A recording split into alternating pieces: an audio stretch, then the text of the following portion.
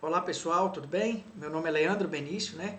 Sou estudante de Engenharia Civil da Universidade Universo, né? E eu montei esse vídeo, né? Para falar um pouco, né? Sobre os fundamentos de ponte. Foi uma atividade proposta pelo professor José Alexandre, né? Referente ao tema da F. Então eu vou explicar um pouquinho, né? Para vocês aqui, referente ao vídeo proposto. Então vamos lá. Fundamentos de pontes e concreto protendido. Você já parou para pensar em como as pontes são classificadas de acordo com o seu tamanho? Seja uma pequena passarela ou uma enorme ponte suspensa. Cada uma tem uma característica específica. As pontes podem ser classificadas de acordo com o seu comprimento e diferentes categorias. Embora os critérios possam variar de acordo com as normas técnicas e instituições, no vídeo de hoje vamos te explicar tudo sobre isso. Vamos analisar, né, alguns exemplos aqui. Temos aqui uma passarela, né, pequena estrutura, geralmente com menos de 10 metros, usada para pedestres e ciclistas. Né.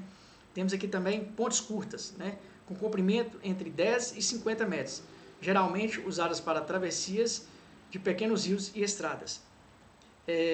Temos também, né, pontes médias, que variam entre 50 e 200 metros, sendo comuns em rodovias e ferrovias. Também temos as pontes longas, com mais de 200 metros e até 1.000 metros. Exige uma engenharia mais avançada, né, para a construção dessas pontes. E também temos as pontes muito longas, superam 1.000 metros e são usadas para atravessar grandes rios, bacias e até mesmo mares. Né? Então, talvez a gente nunca tinha parado para pensar, né, na classificação dessas pontes, né, no nosso dia a dia. Agora nós vamos, né, para a segunda pergunta, né, proposta no mesmo trabalho, referente à F pelo professor José Alexandre. Quais são os elementos que compõem um arranjo de ponte? Né? Você já se perguntou como as pontes são construídas e quais elementos garantem sua estabilidade? Vamos explicar os principais componentes que fazem parte do arranjo de uma ponte. Os principais elementos que compõem um arranjo de ponte podem ser divididos em superestrutura, infraestrutura e elementos complementares. Cada um desses componentes desempenha um papel fundamental na estabilidade e funcionalidade da ponte. Né? Vamos aqui. A infraestrutura, base da ponte, né? Infraestrutura é responsável por transmitir as cargas da ponte para o solo e garantir sua estabilidade, né?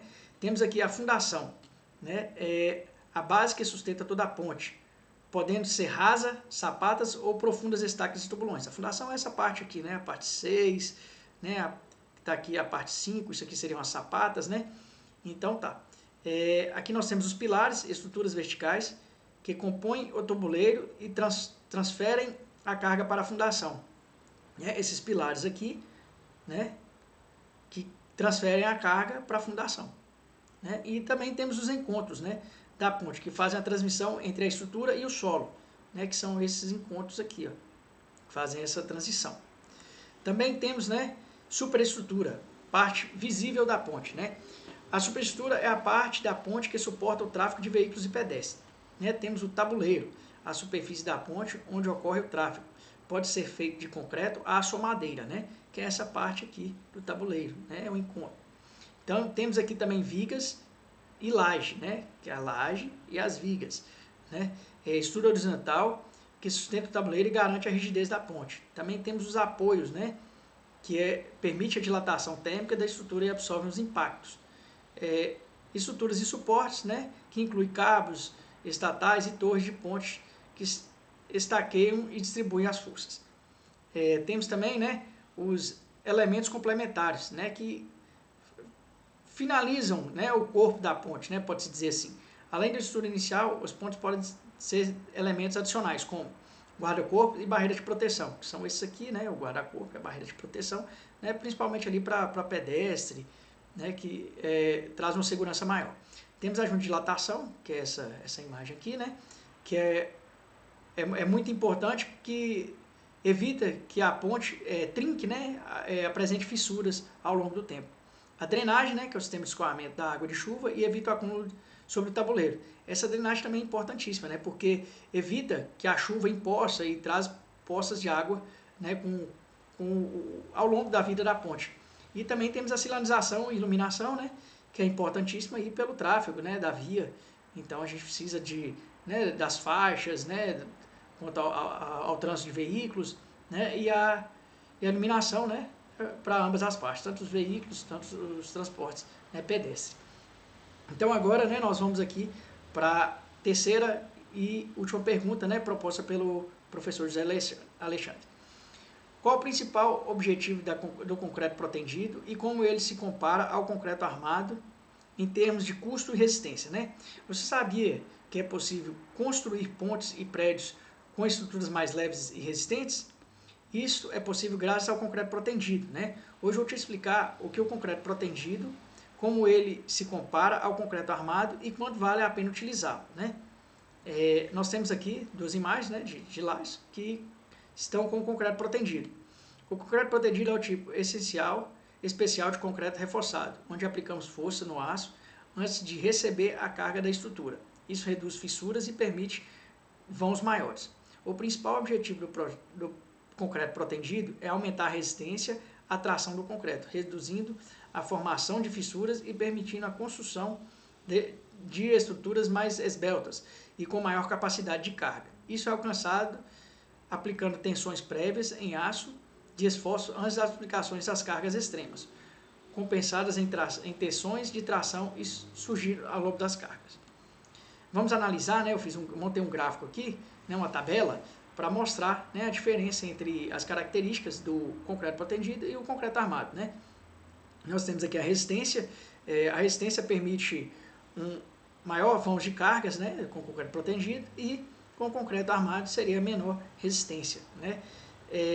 Também temos aqui a estrutura, a espessura, né, do concreto protendido, espessura mais delgada e leve, né? Já o concreto armado seria uma estrutura mais espessa, né? Temos aqui também as fissuras, menos fissuras no concreto protendido e mais probabilidade de fissuras no concreto armado, né? Maior devido o custo, né? Maior devido aos equipamentos especializados e mão de obra qualificada. Já o concreto armado, né, é um custo menor, pois usa as técnicas e materiais convencionais, né? Custo ao longo do tempo pode ser menor, devido à redução de manutenção e maior durabilidade, né, do que o concreto armado, que pode ser devido e reparado em manutenções, né? Dá muita manutenção. E as aplicações seriam em pontes, lajes e grandes vãos, né? Que foi o exemplo que eu citei na imagem anterior. E no concreto armado seria, né, conversões, edifícios residenciais e comerciais. Temos aqui também, né, outras imagens, né, do concreto protendido. Se você precisar de grandes vãos e resistências, o concreto protendido é a melhor opção. Mas se busca economia e facilidade de execução, o concreto armado é suficiente para construções comuns, né, que foi o que a gente citou agora na tabela anterior. O concreto protendido é muito usado em pontes e edifícios modernos, porque permite estruturas mais leves e resistentes, além de reduzir a necessibilidade de manutenção, né? Resumindo o que a gente citou no exemplo anterior ali com a tabela, né? E aí a gente chega à conclusão. O concreto protendido é mais vantajoso para as obras que exigem grandes vãos e alta resistência, como pontes e edifícios altos, pois possuem o peso da estrutura e melhora o desempenho mecânico. No entanto, um custo inicial é mais elevado devido à necessidade de equipamentos e mão de obra especializada, né? Já o concreto armado é mais econômico e simples de executar, sendo amplamente utilizado em construções convencionais. O concreto protegido é amplamente utilizado em diversas obras de engenharia, devido à sua capacidade de suportar grandes cargas e vencer vãos grandes, né? Então é isso, né, pessoal? A gente finaliza aqui a EF, né, proposta pelo professor José Alexandre, e é isso. Até a próxima vez. Obrigado.